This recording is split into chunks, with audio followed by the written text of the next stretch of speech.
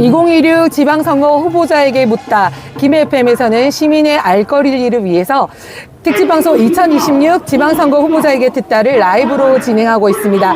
여기는 가야문화축제 현장이고요. 이 시간에는 김해의 방향과 비전 그리고 실행력을 직접 확인해보는 시간으로 김해의 미래를 책임질 김해시장 후보를 모시고 이야기 나눠보도록 하겠습니다. 옆에는 우리 김해시장 후보 홍태용 후보님이 함께하고 계십니다. 반갑습니다. 네. 홍태용입니다. 네. 저희가 다른 후보자와의 형평성을 위해서 예. 각 질문당 3분 정도를 시간을 3분요? 체크하고 예. 있습니다. 자유롭게 말씀해 주시면 되고요. 예. 길면 끊겠습니다. 예. 네. 자, 후보자님 너무 유명하시지만 그래도 아이고. 우리 청취하시는 분들의 네, 청취자 여러분 대단히 반갑습니다. 이번에 김해시장 후보 재선 도전 15년도에 김해시 서산동, 지금은 회연동입니다. 여기서 태어났고요. 초등학교부터 중학교, 고등학교까지 김해에서 다 다녔고요. 대학도 인제대학교 의과대학을 졸업해서 전 학부 과정을 김해에서 다 마쳤습니다. 또 의료인으로 생활을 하면서 우리 지역에서 이렇게 환자분을 돌보고 있고요. 그 과정 중에 2008년도에 정치에 입문을 해서 2022년도 7월 달에 김해시의 시정의 민선 8기 김해시장으로 시민분들께 선택이 되어서 시정을 돌보고 있습니다.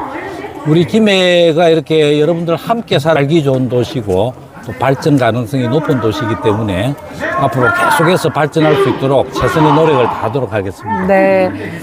이 사적인 얘기인데 예. 저랑 고향이 같으시네요. 저도 공항동에서 태어났습니다. 그래요? 네.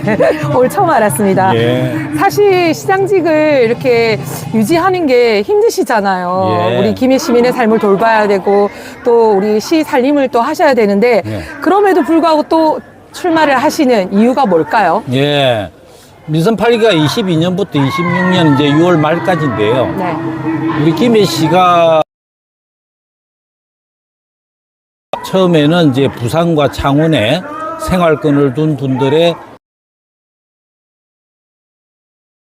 맞습니다. 그래서 인구 규모나 도시의 크기가 전국의 13번째 도시로 커졌습니다만 지금부터는 우리가 좀 내실 있는 도시로 발전을 해야 되겠다. 그렇죠.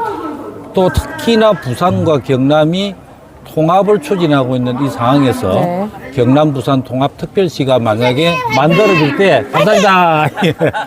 만들어진다고 가정을 했을 때 부산 경남의 중심 도시는 저는 분명히 김해가 되어야 될 것이다 이렇게 생각을 하고요.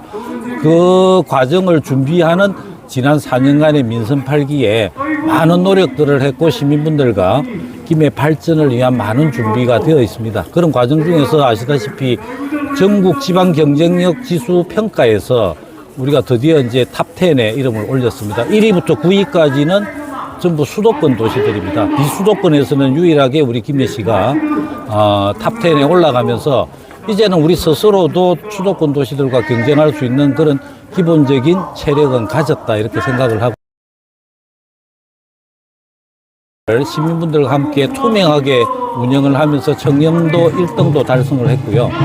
세 번째로는 선거 과정에서 시민분들께 드렸던 이 공약 이행 평가도 4년 연속 최우수 등급을 받으면서 약속을 지켜가는 시장이라는 평가도 받았습니다. 그렇게 잘 준비되고 또 인근에 우리 국제공항이라든지 부산진의 신항이 좀 만들어지고 있는 이런 상황에서 이 기회를 놓치지 않고 김해시가 물류 배후 도시 또 저희가 제시한 국제 비즈니스 도시로 한 단계 더 도약할 수 있으면은 김해 미래의 20년, 30년은 충분히 부산 경남의 중심 도시로서 성장할 수 있을 거다라는 생각을 가지고 있습니다. 이런 계획들이 2030년까지 꼭 시작이 될 수 있도록 저는 그 명분으로 시민분들의 다시 한번 선택을 받고자 합니다. 네.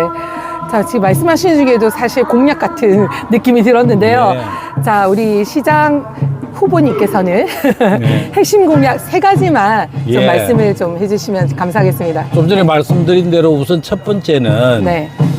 우리 김해 시민들의 좀 주머니가 좀 두둑해졌으면 좋겠다. 우리 아시다시피 김해에 10,000개 정도의 중소기업들이 있습니다만은 그래도 지역 내 총 생산은 창원 다음으로 경남에서 두 번째입니다만은 우리 1인당 생산은 부끄럽게도 뒤에서 좀 찾기가 순위가 빠른 우리 주머니는 좀 가벼운 그런 상태입니다. 그 원인을 찾아보면은 그래도 뿌리 산업에 기반을 둔 이 제조업 위주고요. 부가가치가 낮은 업종들이 많다 보니까 이 산업들을 부가가치가 좀 높은 미래 전략 첨단 산업으로 체질 개선을 하는 게 저는 가장 필요하다라는 생각이 들어서 저희들 김해시에서 선정한 미래 전략 산업 5대 산업을 중심으로 해서 기업들이 체질 변환을 할 수 있는 그런 뒷받침들을 열심히 하고 있습니다. 그래서 그런 과정에 산업화에 대한 전환, 요게 이제 첫 번째 공약이고요. 두 번째는 김해가 가지고 있는 교통 인프라, 네. 가까운 곳에 국제공항, 네. 그 다음에 세계 두 번째로 많은 환적 화물을 처리할 수 있는 부산항과 진해 신항, 그 다음에 고속철도, 고속도로가 우리 사방에 이렇게 갖춰져 있기 때문에 이 도시는 앞으로 국내에 있는 도시와 경쟁할 게 아니고 세계에 있는 유수 물류 산업 기반으로 발전한 두바이라든지 아니면은 싱가포르라든지 이런 도시들에 견줄 수 있는 그런 물류 허브 도시로 발전할 수 있는 가능성을 충분히 가졌다라고 봅니다. 네. 그래서 그렇게 할 수 있는 게 저희들이 이번에 제시한 화목동 일원을 중심으로 해서 약 900만 평의 물류 허브 도시 플러스 국제 비즈니스 도시를 만들겠다는 공약이고요. 세 번째로는 아무리 그런 SOC나 산업에 대한 인프라들이 좋다고 하더라도 시민들이 꿈과 행복을 이루는 데 필요한 거는 내 생활이 편해야 되고 내 가까운 곳에서 문화활동, 생활체육활동 또 안전하게 아이들을 낳고 기를 수 있는 이런 많이 꼭 필요하다고 봅니다.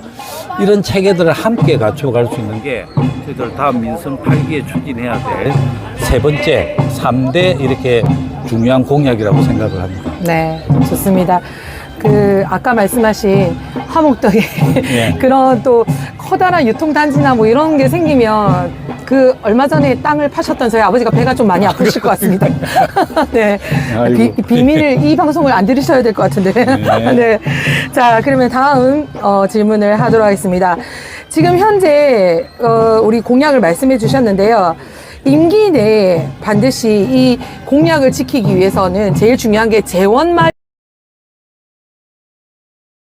마련이잖아요. 그렇습니다. 어떻게 하실 생각이신가요? 우선 이제 이게 큰 재원이 안 들어가고 할 수 있는 사업들부터 먼저 진행을 할 네. 겁니다. 우선 생활 안전이나 우리 생활 인프라들을 갖출 수 있는 우리 아이들 안전을 위한 병아리존 확대라든지 돌봄과 관련된 정책이라든지 교통 신호 체계를 조정함으로 인해서 교통에 대한 편리성을 증가시킨다든지 이런 내용들은 큰 재원이 들어가지 않아도 제도를 바꿈으로 인해서 바로 작은 재원으로도 바로 실행할 수 있는 이런 사업들을 먼저 진행을 하게 될 거고요.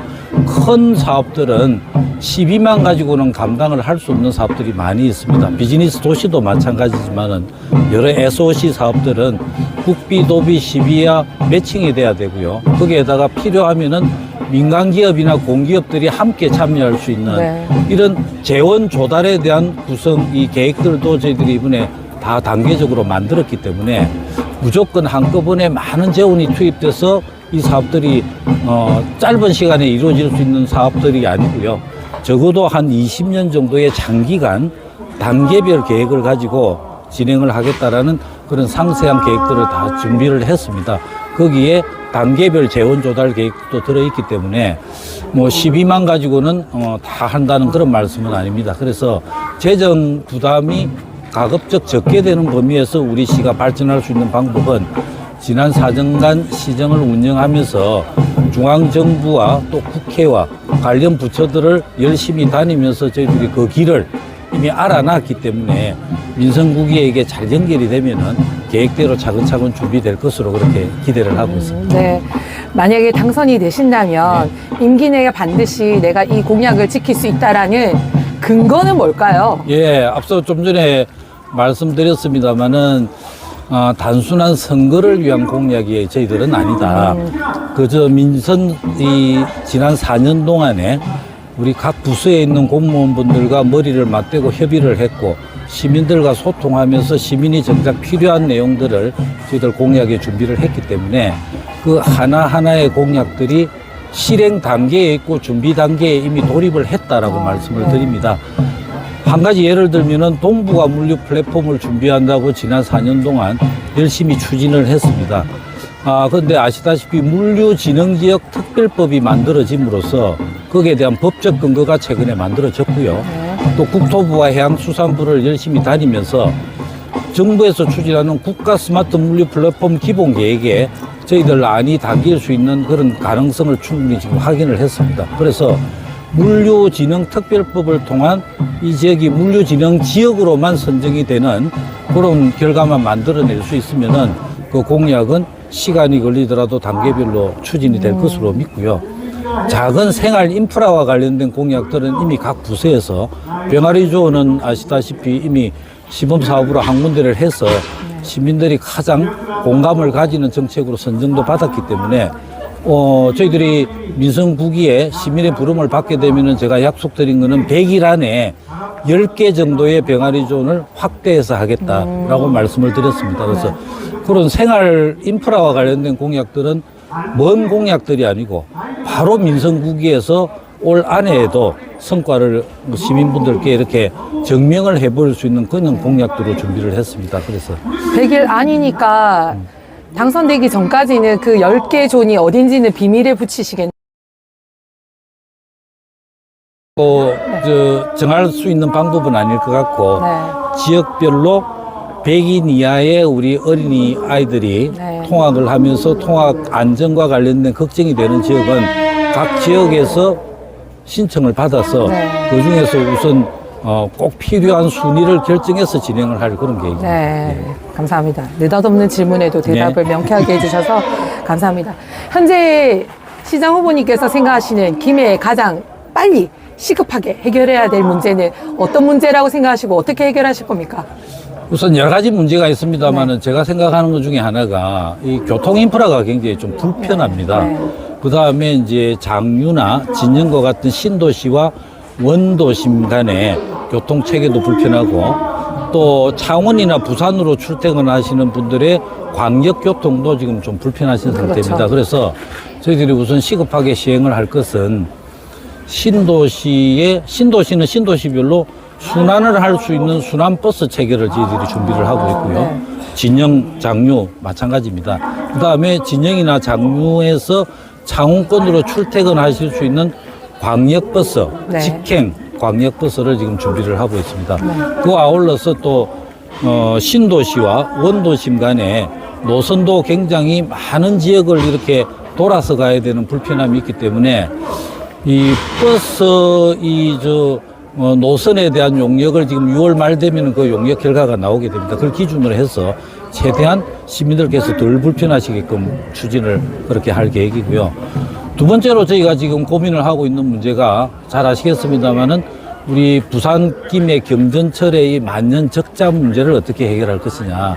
저는 여기에 대해서 우리 지난 24년도 12월 달에 국토부 장관도 만나 뵙고 우리 부산 김해 경전철이 정부의 시범 사업이기도 하고 수요 예측이 잘못된 부분도 있지만은 또 그 외에도 정부가 해야 될 역할을 빠져서 못한 내용들을 저희들이 찾아냈습니다. 그 내용들을 정부에서 해달라고 분명히 요청을 드렸고요. 경전철을 건설할 때 정부가 부담해야 될 건설비 비용을 18% 비용을 부담 3%에 해당하는 이 비용이 민간 차입으로 더 들어왔다는 겁니다. 그게 한 360억 정도 됩니다. 제도가 바뀜으로 인해가 안전과 관련된 제도가 바뀜으로 인해 가지고 또 추가로 안전 강화를 위해서 들어가야 될 예산이 한 600여억 원이 정도가 됩니다. 이런 내용들은 협약서에 분명히 정부가 부담을 한다라고 협약서에 되어 있기 때문에 이런 내용들을 근거로 해서 수요 예측에 대한 잘못도 있지만은 그 외에 정부의 역할을 정확하게 해달라라고 요청을 드렸고 거기에 대한 예산 지원 방안도 국토부에다가 요청을 드렸습니다. 그래서 국토부에서도 그 내용에 대해서는 어느 정도 수긍을 하셔서 기재부와 의논을 하겠다라는 말씀을 주셨기 때문에 그런 문제로 경전철 적자도 하나 둘씩 실질적으로 풀어가야 된다라고 생각을 합니다. 면서 저는 경전철을 생각을 했었거든요. 네. 경전철도 지금 적자로 운영이 되고 있는데 어떻게 하시려고 또 순환버스까지 말씀을 하시지라고 생각했는데 또 재원 마련을 위해서 고심을 하셔야겠습니다. 그래도 이제 아시다시피 대중교통은 시민분들의 발이기 때문에 네. 이걸 수익 사업이 아니잖아요. 네. 그래서 수익 사업 측면에서 이걸 접근을 하면 안 되고 하나의 교통 복지 문제로 저희들은 봐야 된다 네. 하는 차원에서 뭐 그렇게 꼭 진행을 할 거고요. 또 더 나아가서는 또 연령대별로 지금 대중교통 버스 무료화를 지금 진행을 하고 있습니다. 이것도 경전철까지 확대를 해서 대중교통을 비용 때문에 이용하시는데 불편함이 없도록 만들어 가겠다는 생각입니다. 네. 자, 우리 도시에 사시는 분들은 아이들을 또 키우기가 아까 말씀하신 통학 문제나 그 교통 문제 때문에 힘들어서 왜 시골에 있는 분교를 살리기 위해서 도심에서 또 실어 나가는 그런 부분은 되게 혜택을 받는데 왜 우리 자녀들은 이렇게 혜택이 없느냐라고 거꾸로 도시에서도 원성은 있거든요. 네. 그리고 농촌 지역에서는 너무 인프라가 잘 구성이 되어 있지 않는 바람에 또 우리는 불평등하다라고 생각하는데 이 우리 김해가 도농복합 도시다 보니까 지역 간 불균형이 좀 많이 차이가 난단 말이에요. 이런 문제는 또 어떻게 좀 해소를 하실 생각이신지. 맞습니다. 말씀 50만 이상의 광역도시다 보니까 이 광역도시라는 이 자체만 가지고는 정부의 인구 소멸이나 이런 정책들에 대한 혜택을 받기는 어렵습니다. 네. 그러나 우리 김해시 내를 직접 안을 우리가 스스로 들여다 봤을 때 네. 지역 안에서의 도농 복합 도시다 보니까 지역별로 여러 가지 편차들이 생기고요. 아시다시피 면단위 위주입니다만은 면단에는 이미 초고령화 사회를 이미 넘었고요. 노인 인구가 40%에 육박하는 그런 도시입니다. 그러니까 우리 지역 안에도 인구 소멸 예정 지역들이 있다는 거죠. 그렇죠. 이거를 저는 조례가 필요하다. 우리 지역 안에서도 인구 소멸 지역에는 별도의 다른 예산을 지원할 수 있는 조례가 분명히 만들어져야 됩니다. 그와 유사한 조례들이 이미 있기 때문에 이걸 좀 더 세분화시키면은 예산 지원을 할 수 있는 근거를 만들어내게 되고요.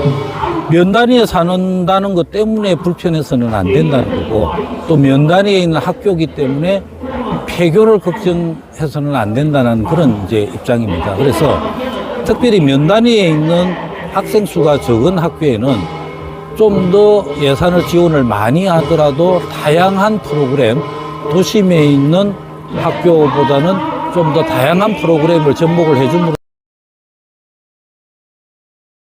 올 수도 있고요. 또 도심은 아시다시피 과밀, 과급, 학급이 또 큰 문제가 되고 있습니다. 그래서 이 김해시 전체를 두고 봐야 되기 때문에 저는 앞으로는 학교별로 이게 통학버스들이 운영이 되어야 된다라고 생각합니다. 네. 그래서 통학버스 체계가 갖춰지면은 거리와 관계없이 내가 가고 싶은 학교들을 선정해서 갈 수 있는 시스템이 되지 않을까 하는 생각이 들어서 지역 편차, 인구 소멸과 관련된 또 학군, 그 다음에 과밀, 과급 이런 것들과 관계없이 골고루 학교를 선택할 수 있는 선택권을 줄 수 있는 다양한 방법들을 이 도시는 찾아내야 될 것이라고 네. 생각합니다. 후보님 말씀대로 하면 학부모님들이 너무 좋아하실 것 같은데요. 아니 그래야 아이 키우기 좋은 도시 뭐 저희가 아동 친화 도시 이게 타이틀만 중요한 게 아니고 네. 거기에 걸맞는 정책들이 시행이 돼야 된다고 그렇죠. 생각합니다. 실행하는 공약이 되기를 바라겠습니다. 김해가 참 좋거든요. 네. 정주하고 싶은 도시인데 예. 청년이 없어요.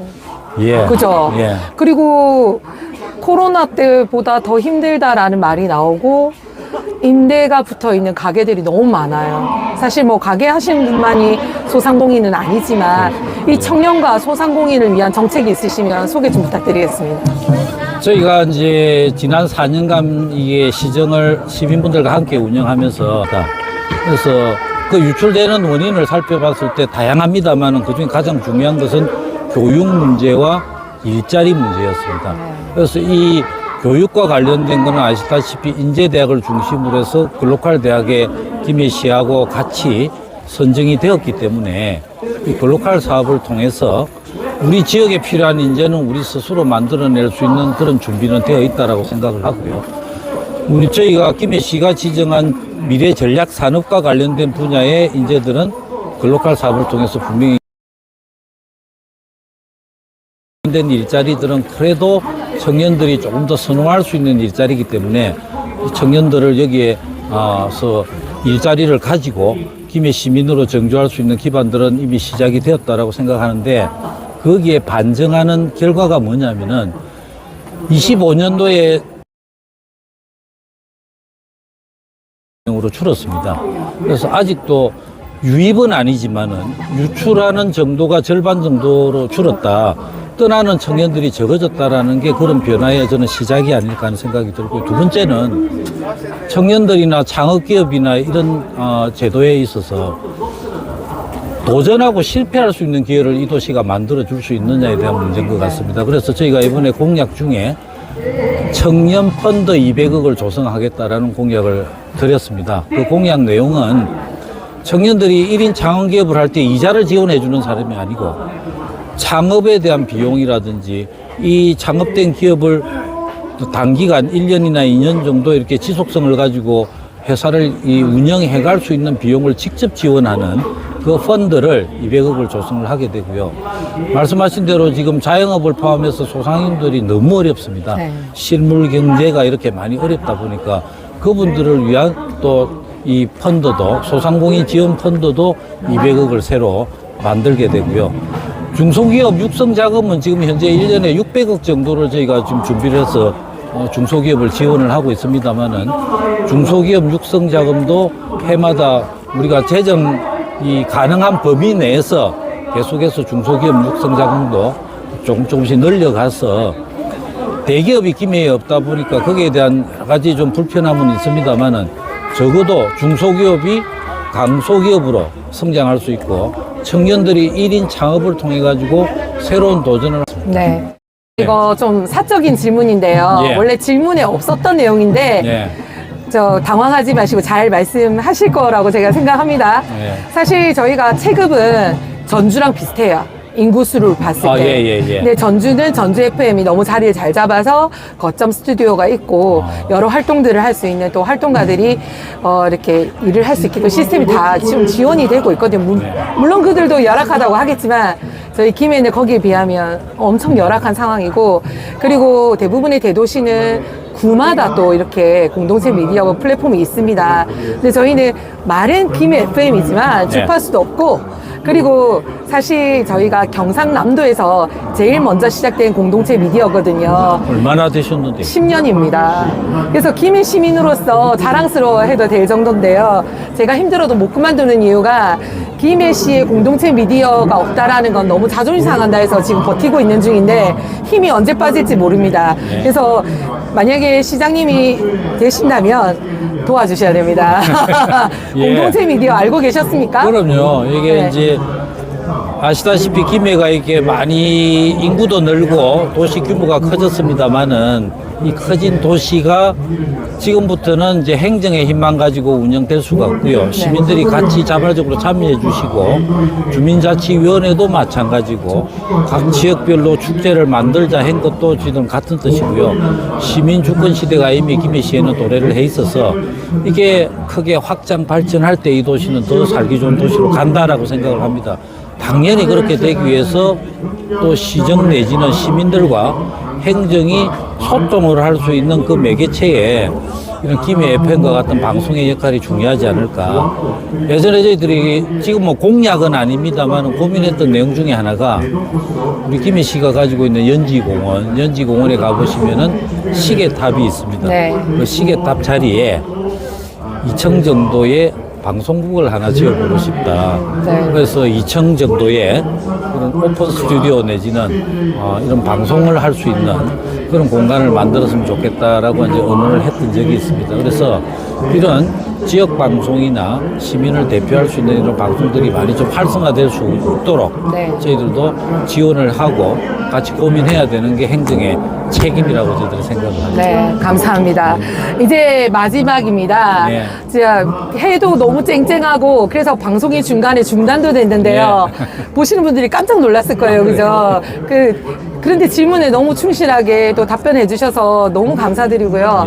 마지막으로 시민분들에게 꼭 다짐하거나 아니면 부탁드릴 말씀이 있으시면 해주시기 바랍니다. 예, 우리 방송을 보고 계신 시민 여러분 대단히 반갑습니다.